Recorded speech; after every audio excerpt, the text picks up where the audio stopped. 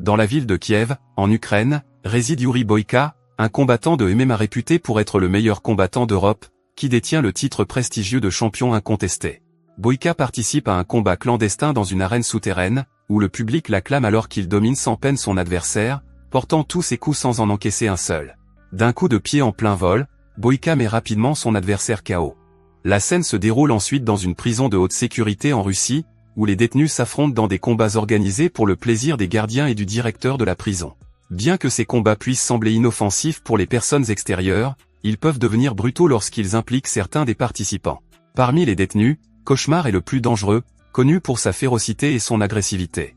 Pour l'empêcher de faire des dégâts en dehors du ring, les gardiens sont obligés de lui entraver les membres et de le bâillonner pendant les combats. Cauchemar affronte un adversaire beaucoup plus petit que lui, qui a du mal à donner des coups de poing efficaces. Avec une force brutale, Cauchemar plaque l'homme au sol, lui brisant la nuque, et lui assène sans relâche des coups de poing au visage. Le combat ne s'achève que lorsque le visage de l'adversaire est défiguré et baigné de sang. Cauchemar est connu pour tuer sans pitié tous les adversaires qu'il affronte, incarnant un comportement monstrueux sans la moindre trace de remords. En revanche, Boyka, en dehors du ring, est dépeint comme un individu honnête. Notamment une incarcération et le fait d'être un criminel recherché en Russie, il s'efforce de tirer un trait sur son passé et de devenir une personne meilleure. Plus tard, Boyka est informé par son manager qu'il a désormais la possibilité de participer à des combats MMA autorisés. L'European Fighting Tournament de Budapest lui offre la possibilité de participer, à condition qu'il remporte un combat de qualification. Le jour du combat de qualification est arrivé et Boyka s'est préparé à donner le meilleur de lui-même. Victor, un Russe, devient son adversaire. Au cours des premières minutes, Boyka fait preuve d'excellentes capacités défensives et parvient à dévier toutes les attaques qui lui sont adressées. Les juges qui observent le combat depuis la ligne de touche sont déjà impressionnés par la performance de Boyka, et lorsqu'il assomme Victor d'un coup de genou à la mâchoire, il confirme sa qualification. Alors que tout le monde pense que le combat est terminé, Victor les surprend en se relevant. Il refuse catégoriquement d'accepter la défaite. C'est alors que Boyka, frustré, assène un troisième coup de poing au visage de Victor, le rendant insensible. Après la victoire, les organisateurs invitent Boyka à participer au championnat de Budapest, ce qui lui promet de nombreuses opportunités. Le manager de Boyka lui remet une liasse de billets en l'incitant à s'entraîner rigoureusement car le prochain combat est dans 15 jours. En partant, Boyka constate que Victor est dans un état critique. Il se sent coupable de lui avoir fait tant de mal et reconnaît qu'il ne l'aurait pas fait si Victor s'était rendu après le premier coup de poing. Pendant la nuit, il se réveille d'un cauchemar dans lequel il tue un adversaire sur le ring. Le lendemain matin, il s'adresse au manager et demande à voir Victor. À sa grande surprise, il apprend que Victor est décédé à l'hôpital la nuit précédente. Comme ils avaient signé un contrat avant le match, personne n'est tenu pour responsable. Cependant, Boyka reconnaît qu'il est responsable de la mort de Victor. Lorsqu'il s'enquiert de la famille de Victor, le manager lui remet un sac ayant appartenu à Victor. Boyka découvre une lettre de la femme de Victor et une photo d'eux. En lisant la lettre, il comprend le chagrin qu'a dû ressentir la femme de Victor lorsqu'elle a appris sa mort. Boyka exprime au directeur son désir de rendre visite à la femme de Victor en Russie, mais le directeur s'y oppose fermement. Boyka sait qu'il est considéré comme un criminel en Russie et qu'il risque l'emprisonnement s'il est pris par les autorités. La création d'un faux passeport représente un risque important, d'autant plus qu'il est sur le point de devenir un combattant de MMA légitime. Bien qu'il soit conscient des conséquences potentielles, Boyka reste ferme dans sa décision. Dans la scène suivante, nous rencontrons Alma, la femme de Victor, qui assiste à ses funérailles. Après la mort de Victor, Alma se retrouve seule et sans soutien. De plus, elle et Victor sont endettés auprès d'un parrain du crime nommé Zourab. Zourab assiste aux funérailles et propose à Alma de devenir sa maîtresse pour régler la dette. Bien que son offre soit rejetée, Alma gère la situation avec prudence afin de ne pas le mettre en colère. Elle répond simplement qu'elle préfère travailler dur et payer la dette en plusieurs fois. Alma est propriétaire et résidente d'un centre social qu'elle a construit avec Victor grâce à l'argent emprunté à Zourab. L'endroit sert de refuge à de nombreux orphelins et personnes dans le besoin.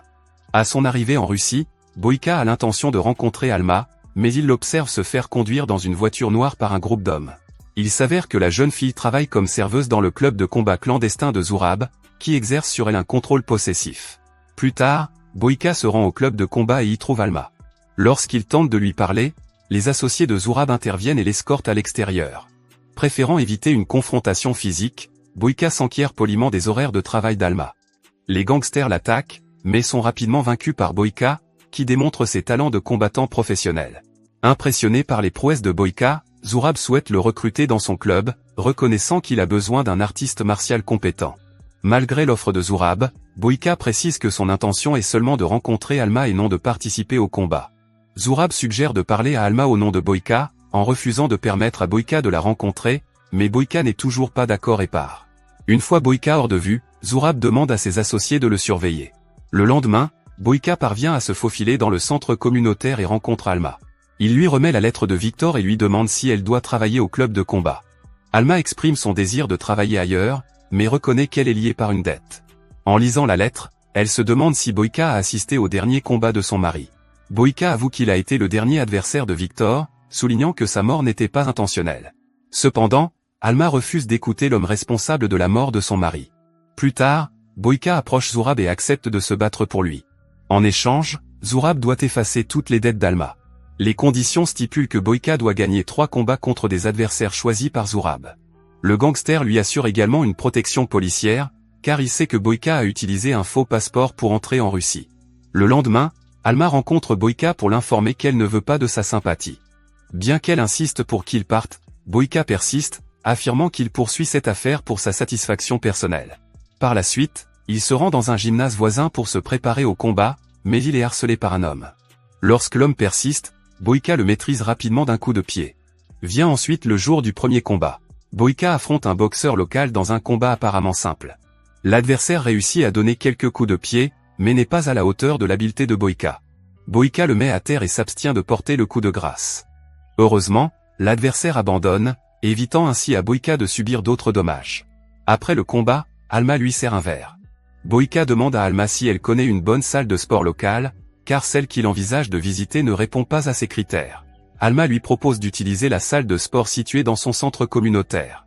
Les jours suivants, Boyka s'y entraîne et Alma finit par s'habituer à sa présence. Lors du match suivant, Boyka est confronté de manière inattendue à 2 adversaires, 2 frères, ce qui le surprend car il n'a jamais été informé de cette règle. Zurab affirme sa domination, affirmant qu'il s'agit de son arène et que les combattants doivent respecter les règles. Au début du combat, Boyka a du mal à repousser les 2 frères en même temps. Chaque fois qu'il tente de s'attaquer à l'un d'eux, l'autre le frappe, ce qui empêche Boyka de se concentrer. Malgré ces difficultés, il parvient à repousser l'un des frères et à mettre l'autre au tapis pendant les courts intervalles nécessaires à la récupération.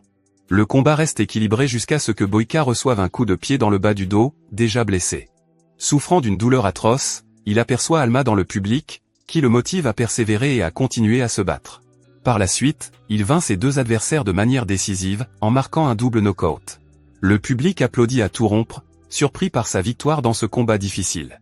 Le lendemain, Zurab aborde Alma et tente de flirter avec elle. Lorsqu'elle rejette ses avances, il l'accuse d'avoir des relations avec Boyka. Il la provoque également en suggérant que la mort de son mari n'était pas accidentelle, insinuant que Boyka avait l'intention de le tuer. Bien qu'Alma fasse semblant de ne pas le croire, ses paroles la bouleversent profondément. Pendant ce temps, Boyka reçoit un appel urgent de son manager en Ukraine, qui le convoque pour une conférence de presse à propos de la réunion prévue à Budapest. Boyka demande un report, expliquant qu'il ne lui reste qu'un dernier combat à gagner. De retour dans sa chambre, il trouve Alma qui l'attend. La femme le supplie de lui révéler la vérité sur la mort de son mari, ce qui incite Boyka à raconter les difficultés qu'il a rencontrées tout au long de sa vie. Il raconte que la première partie de sa vie a été pleine de souffrances et que le match contre Victor représentait sa seule chance pour un avenir meilleur. Bien qu'il ait tout donné et qu'il soit sorti victorieux, la mort de Victor lui a fait payer un lourd tribut. Il reconnaît qu'il est difficile pour Alma d'accepter son aide, mais la supplie de lui permettre de faire ce qui est nécessaire. Lors du dernier combat de la soirée, Boyka affronte Igor, le meilleur combattant de Zurab, qui s'est moqué de Boyka depuis son arrivée. Igor est particulièrement furieux car Boyka menace sa position au sein du gang. Il déclenche une avalanche d'attaques, frappant sans relâche le bas du dos de Boyka. Mais le sort de la bataille change lorsque Boyka exécute un double coup de pied en plein vol. Il écrase ensuite Igor, le faisant saigner abondamment jusqu'à ce qu'il perde connaissance. Avec cette victoire, Boyka devient le champion de tout le tournoi et la dette d'Alma est réglée. Cependant, Zurab avait prévu le résultat et s'était organisé en conséquence. Il intercepte Boyka et lui révèle qu'il doit affronter un dernier adversaire pour respecter leur accord.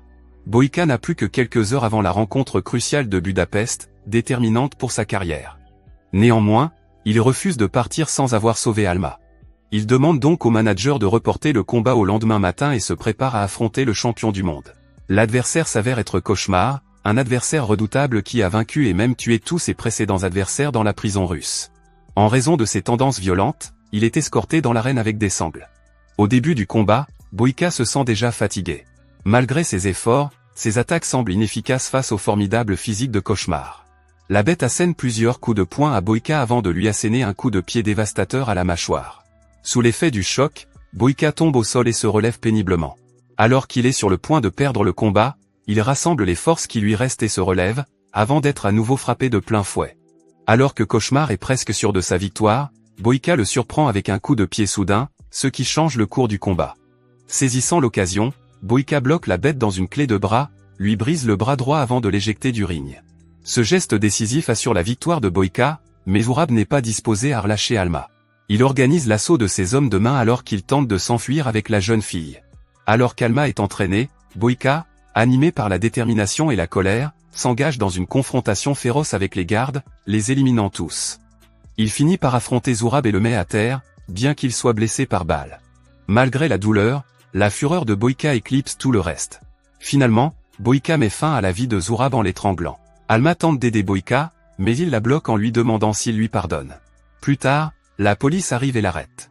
Avant d'être emmenée, Boïka demande à nouveau pardon à Alma, qui reste silencieuse. Par la suite, Boïka est ramené dans un pénitencier russe. Au bout d'un mois, Alma lui rend visite et lui accorde son pardon. Boïka se sent soulagé pour la première fois depuis des mois, même si son aspiration à devenir boxeur professionnel a été contrariée. Dans la scène finale, on le voit combattre dans l'arène de la prison, conservant son titre de champion incontesté. Merci d'avoir regardé.